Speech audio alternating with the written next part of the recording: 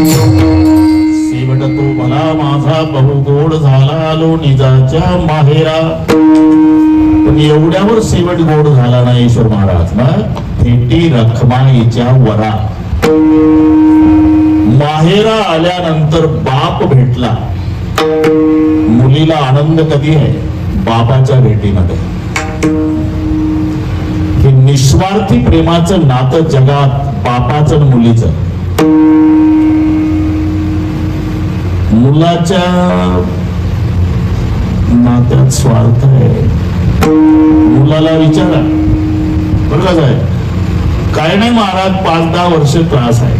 एकदा पुढा मेला तिजोरी आपलीच. मुलीला विचारा जिस घर को 20-22 साल तक मेरा मेरा मेरा मेरा कर रही, मुझे मालूम है एक दिन सब छोड़ के जाना पड़ेगा, तो भी प्यार करती है. निस्वार्थी प्रेम. एकुलत्या एक मुलाच्या मरण्यानं न रडणारा बाप सापडेल लक्ष्मणराव. पण लेकीच्या सासरी जाण्यानं बाप रडल्याशिवाय राहत नाही का? तिचं निस्वार्थी प्रेम रडवतं. एरवी पुरुष रडला तर माणसं नाव ठेवतात बांगड्याभर. मर्दासारखा मर्द रडतो. पण एक दिवस प्रत्येकाच्या जीवनात असतो.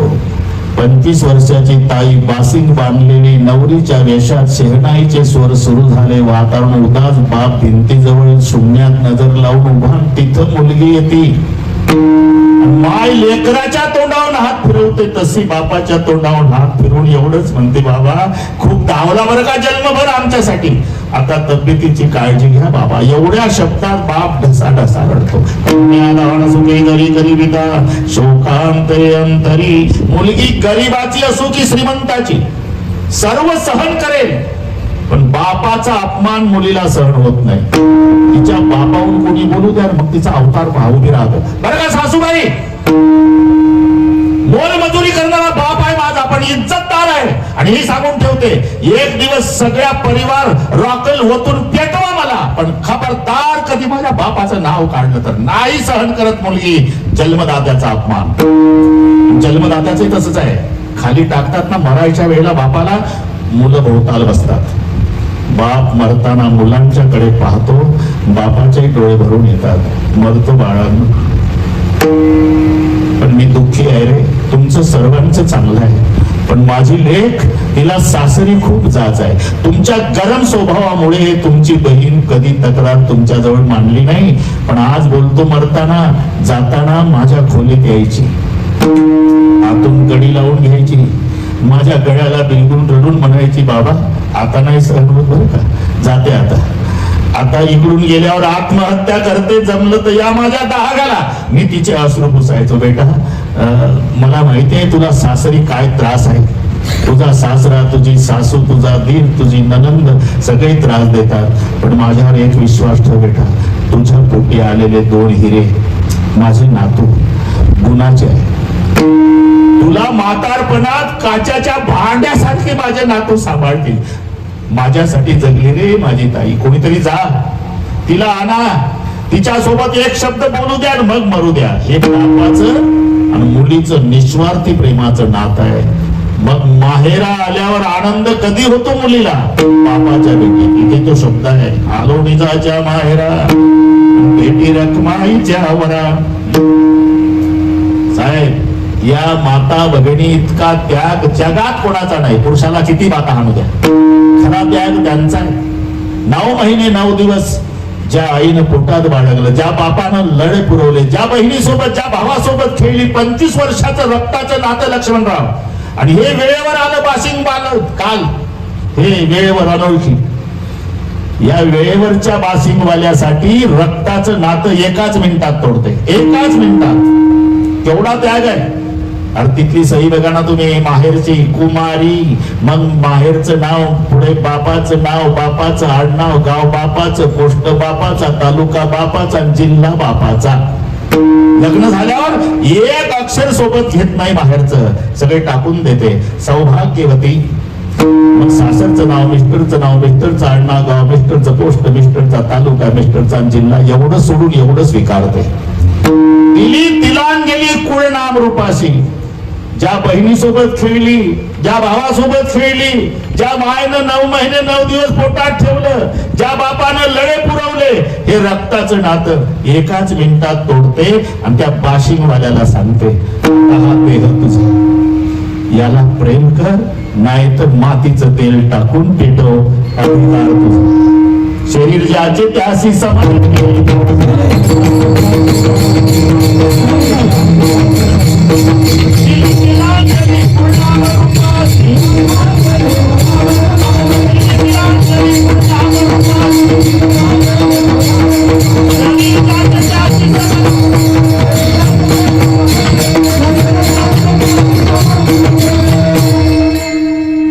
तिलांजली कुळनाम रूपासी, शरीर ज्याचे त्यासी समर्पिले.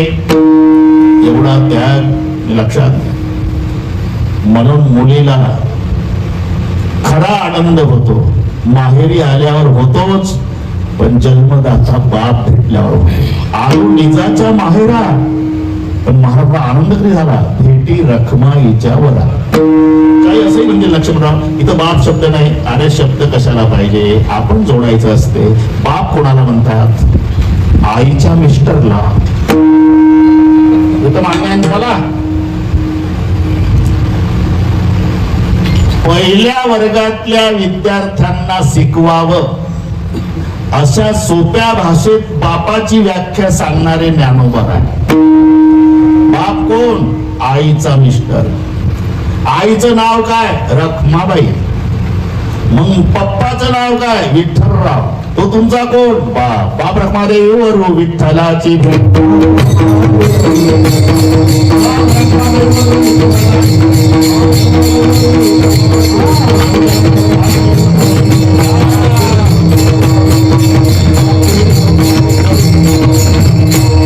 एवढी सोपी व्याख्या जगात कोणी सांगितली, ज्ञानोबारायणे.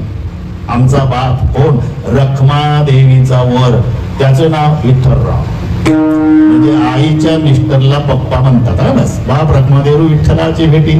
तसं रखमाईच्या वरा, आलो निजाच्या माहेरा. इथे शब्द बाप भेटला असा नसला तरी भेटी रखमाईच्या वरा म्हणजे आनंद बापाच्या भेटीत. विठ्ठला विठ्ठल.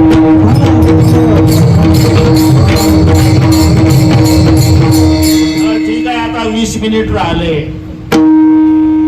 भेटी रखमाईच्या वरा, भेटी रखमाईच्या वरा, भेटी रखमाईच्या वरा. माहेरा आलो बाप भेटला, माहेरा आलो बाप भेटला, माहेरा. पण बापाच्या भेटीत फायदा काय,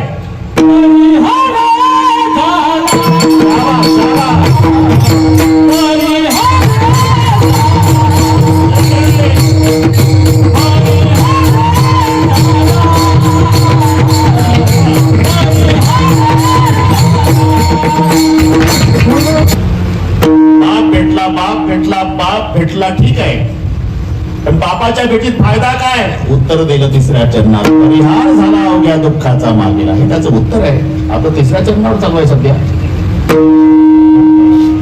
परिहार झाला अवघ्या दुःखाचा मागेला, मागेल्या दुःखाचा परिहार झाला, यात नवल नाही. पुढे जन्माला येण्याची भानगडही राहिली नाही. कशामुळे झाले, आदर्शन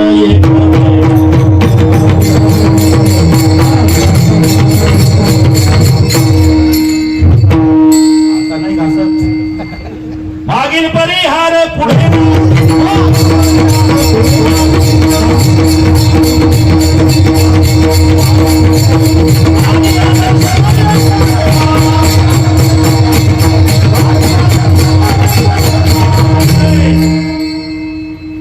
थोडी शब्द आहे ते, मागील पुढे नाही सीन.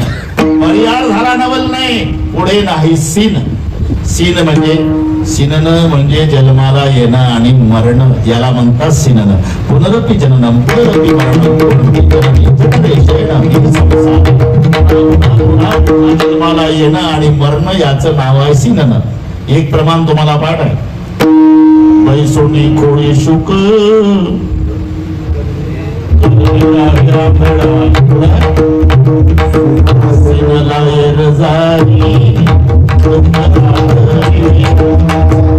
उत्तर आलं. झाली, जन्माला येणं मरण, जन्माला येणं मरण याला म्हणतात सिनन. मागच्या दुःखाचा परिहार झाला यात नवल नाही. आता पुढे जन्माला यायचा सीन राहिला नाही का. तुका पंढरी सी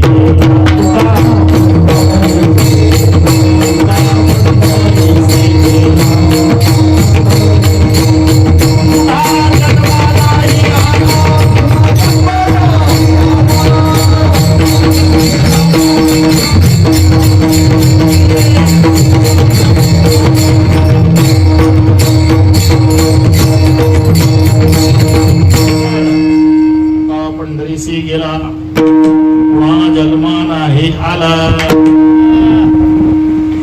का. ईश्वर महाराज जन्माची कारण भगवान संपवतो आणि कारण संपलं म्हणजे कार्य संपवायची गरज नाही. कारणाच्या नाशात कार्याचा नाश आहे ना. तर एखाद्या म्हटला अरे कुठं चालला. नागपूरला चाललो. बरं धोतर जोडा आणशील का. एक विनंती आहे त्या धोत्रात आडवे न उभे धागे नको. असं मग जोडा भेटल. जोडा धोतर एका आडवे न उभे धागे काढल्यावर धोत्रच नाही राहत ना. तसं धागा कारण आहे आणि कापड हे कार्य आहे. कारणाच्या नाशामध्ये कार्याचा नाश होत असतो. देव काय करतो जन्माला येण्याची सगळी कारण संपवतो. जन्म कशामुळे आहे. वासनेमुळे. वासना कशामुळे. आसक्तीमुळे. आसक्ती कशामुळे. माझेपणामुळे. आणि माझेपणा कशामुळे. मीपणामुळे. ही परंपरा लक्षात घ्या. देव इथून सुरुवात करतो. माझ्या मीपणाचा करू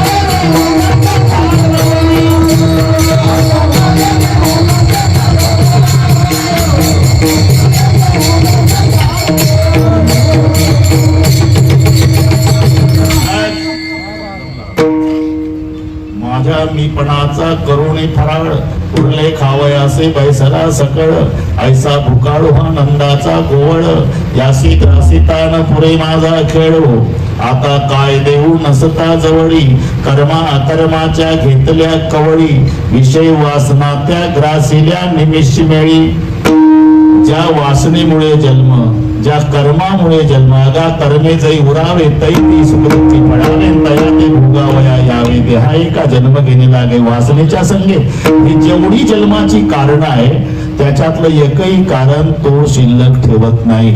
जन्माचं कारण संपलं की जन्म संपला म्हणून पुढे नाही सीन आणि मागील परिहार झाला. जमला हे ईश्वर महाराज जमला. अवघ्या दुःखाचा मागिला. आता थोडी घाई करू नका ईश्वरराव माझ्याकडे पहा बरोबर.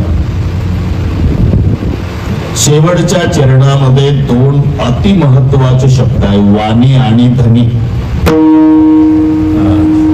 उच्चार सारखे असले म्हणजे लक्ष्मणराव अर्थ एक नसतो. साहेब लोकांना सांगतो हे माझ्यापेक्षा तुम्हाला भानगड चांगली माहिती आहे. राईट राईट नो नो सारखा उच्चार. चक्कर आली का रे त्याला?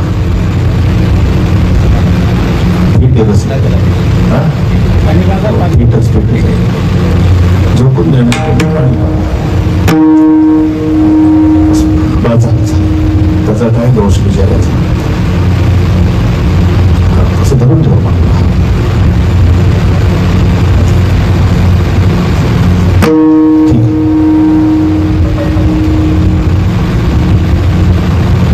स्पेलिंग मध्ये फरक आहे, उच्चारात फरक आहे का लक्षात ठेवा. सुधार फिटची खुर्ची शिकवायची आपल्याला. KNOW ENO WRIT RIGHT, पण उच्चार याचाही राईटच आहे, त्याचाही राईटच आहे, याचाही नो आहे, त्याचाही नो आहे, पण एक नो जाणणे आहे, एक नो नाही आहे. एक राईट बरोबर आहे, एक राईट उजवा आहे. म्हणजे उच्चार सारखे असले म्हणजे अर्थ एक नसतो हे तुमच्या लक्षात आलं. तसं वाणी, कुठे 4 ठिकाणी वाणी आला, अर्थ 4 आहे. वाणी म्हणजे दुकानदार, वाणी म्हणजे बोलणं. तुकाराम महाराज दुकान म्हणून त्यांना वाणी म्हटले. कलीच्या काला माझे अद्भुत वर्तले, मानव देह घेऊन धामा गेले. जड देहाला घेऊन वाणी केला हे ऐका वाणी. इथे 2 वाणी आले, मराठीत लक्ष द्या. जड देहाला घेऊन वाणी केला ही ऐका वाणी.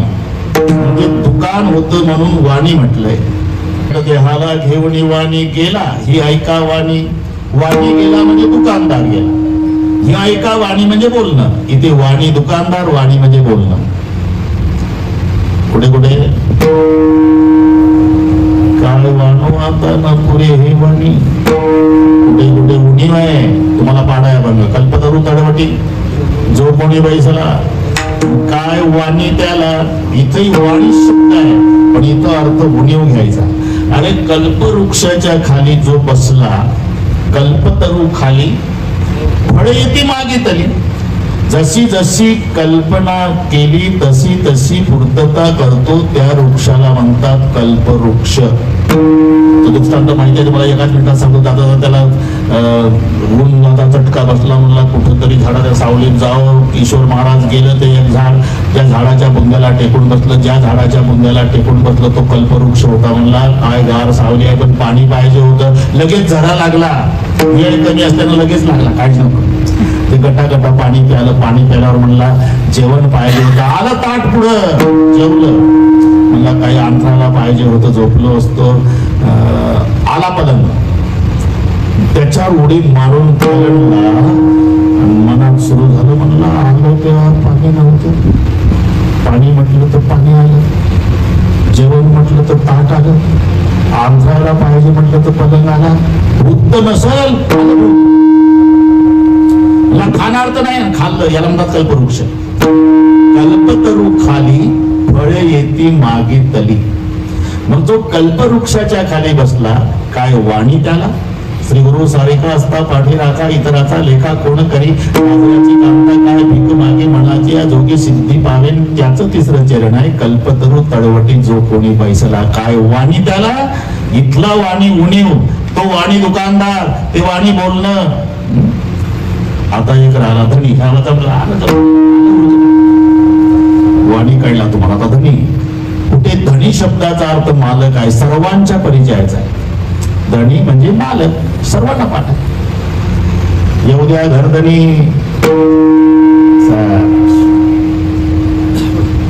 ऐसा तू समर्थ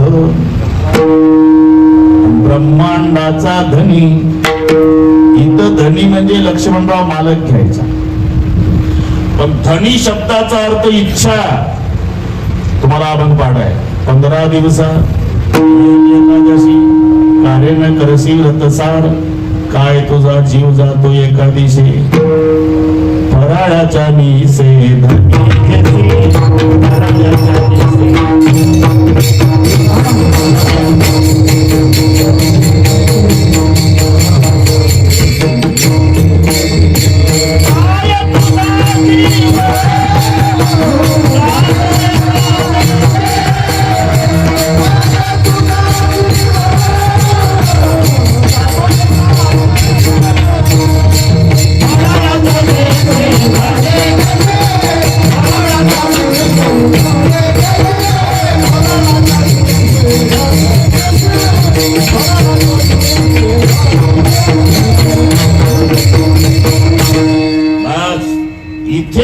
शब्द आहे हा इच्छा घ्यायचा.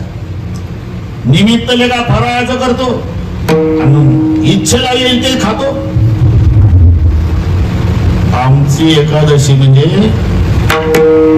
द्वादशीची आजीच ऐशी एकादशी. फराळाच्या मिसे धनी घेसी, इथे धनी म्हणजे इच्छा आणि वाणी म्हणजे बोलणं. हे दोन्ही शब्द शेवटच्या चरणात आहे. म्हणजे वाणी गेली. आतापर्यंत माझी वाणी तुमच्या नामचिंतनात खर्ची घातली. नित्य ध्यातसे गोविंदा नेणे आणि काही धंदा दिन रजनी हाची धंदा गोविंदाचे पवाडे जीवे झाला चढ नेगे अवसान ते पड पांडुरंग ध्यानीन पांडुरंग म्हणेन जागृती स्वप्ने पांडुरंग. ही वाणी तुमच्या नामचिंतनात जन्मभर वापरली. आता माझ्या इच्छेप्रमाणे, म्हणजे तू म्हणशील तसं नाही, वैकुंठासी आम्हा धाडू नको हरी. मग आम्ही नाही जमणार वैकुंठाला. तू आता पंढरपुरात, मग आम्ही पंढरपुरात. वासदे पंढरी सर्व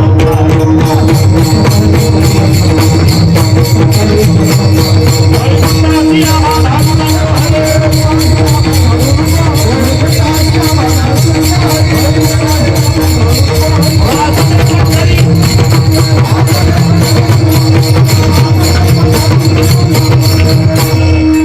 नको धाडू नको हरी. वासदे पंढरी सर्व काळ. आता तू जिथं आम्ही तिथं.